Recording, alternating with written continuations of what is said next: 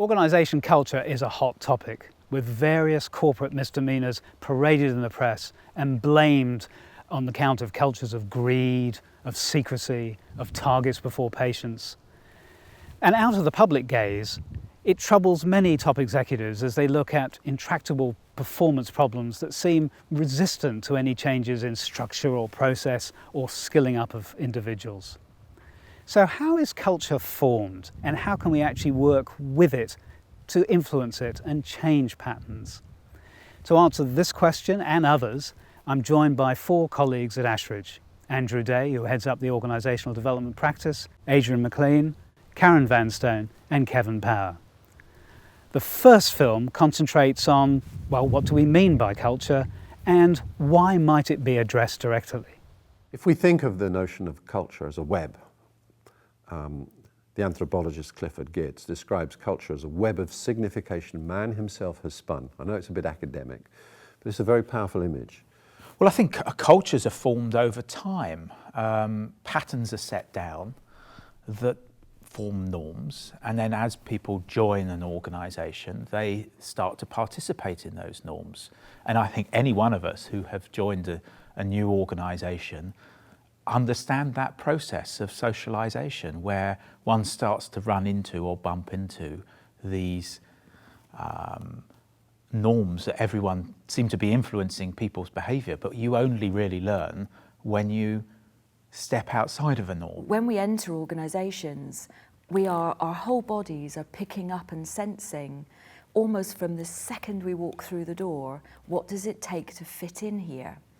And it's not rational, it's not something our brains are processing, except in the most light way. Our whole bodies are sensing it. We start mirroring, we start copying, we start dressing, speaking, picking up the linguistic forms, the jargon that's peculiar to this particular community. And through this process of interaction, patterns are formed, changed and maintained completely normally. And that's all I think culture is. It'd be some kind of a pattern.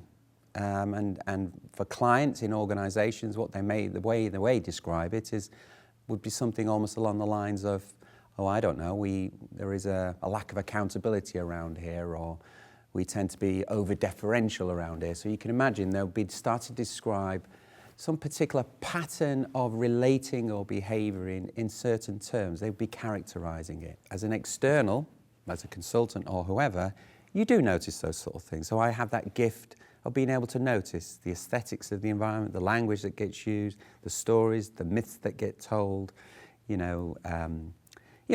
whole range of things that we're sensing at any one moment, some of which are very conscious, some of which are unconscious. Andrew, what are the triggers for organisations to address their culture directly? Yeah, I think the triggers for me are when the client, the organisation, is experiencing some visible, visceral or felt tension around a tangible business problem.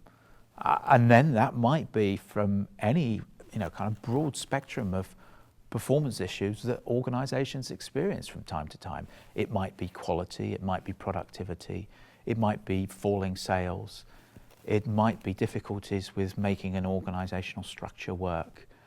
All of these issues relate to questions around culture. If it's on some level is getting in the way, shall we say, it's preventing an organisation to fulfil its aspirations,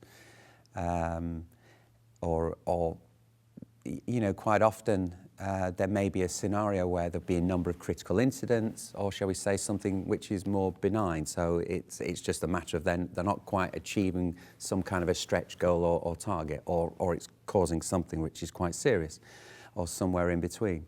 So I think quite often this is the point where an organisation on some level is starting to recognise that there is the pattern of behaviour, whatever it is, or a predisposition around here that's causing some kind of an issue of consequence. A client of mine a few years ago, very successful rebranding, extraordinarily successful rebranding, leading to incredibly fast customer acquisition.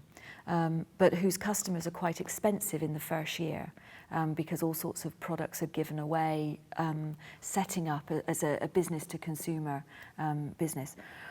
And because they hadn't changed their culture, because their behaviour, particularly at the contact point between employees and the customer, hadn't become synonymous with the brand image that was being promoted, customers were coming in their droves, costing a fortune, and then leaving at first contract opportunity. By shifting, getting alongside them and helping them to work their way into a more congruent brand experience on the inside, which could then be mirrored into the customer relationship and pattern, they managed to turn around their customer retention by 32% retention shift in less than 18 months. Is often when there is a sort of a merger situation, how can we pay attention to the cultural differences?